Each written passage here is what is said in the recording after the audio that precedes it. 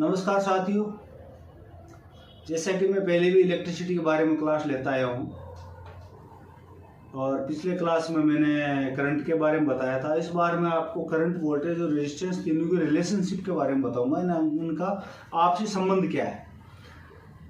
Actually क्या है कि जब इलेक्ट्रिसिटी हमारे दिमाग में आती है तो हमारा दिमाग वोल्टेज और करंट की तरफ जाता है कि वोल्टेज और करंट ही इलेक्ट्रिसिटी है, मगर ऐसा है नहीं। वोल्टेज, करंट और रेजिस्टेंस ये इलेक्ट्रिसिटी के बेसिक फंडामेंटल्स है। अब करंट क्या है? Current flow of electrons in any close circuit, यानी किसी भी क्लोज सर्किट में बहने वाले इलेक्ट्रॉन्स को करंट बोलते हैं। सोचने वाला सबसे बड़ा पॉइंट क्या है? इलेक्ट्रॉन्स क्लोज सर्किट में ही फ्लो होता है, क्लोज सर्किट में ही चलता है। Voltage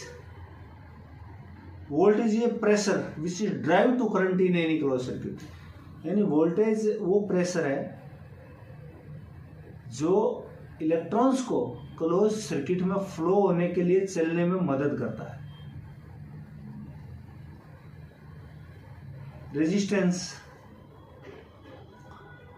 resistance is the property of substance which is opposed to flow of electrons in any closed circuit,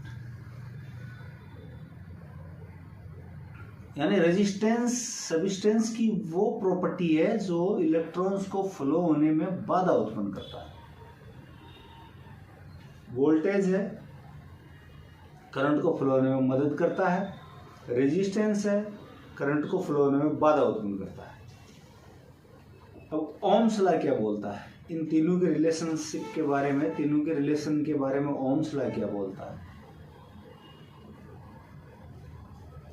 the flow of current in any close circuit is directly proportional to voltage and inversely proportional to the resistance.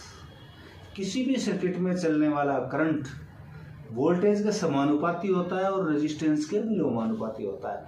यानी जब voltage बढ़ेगा तो current बढ़ेगा, जब resistance बढ़ेगा तो current कम होगा, अगर सर्किट का टेम्परेचर सेम हो। यह है ओम्स लॉ। आगे कल वाली क्लास में मैं इलेक्ट्रिकल सिंबल्स के बारे में बताऊंगा आप लोगों को। आज मैं ये छोटा ही वीडियो बनाना चाहता हूं। Thank you.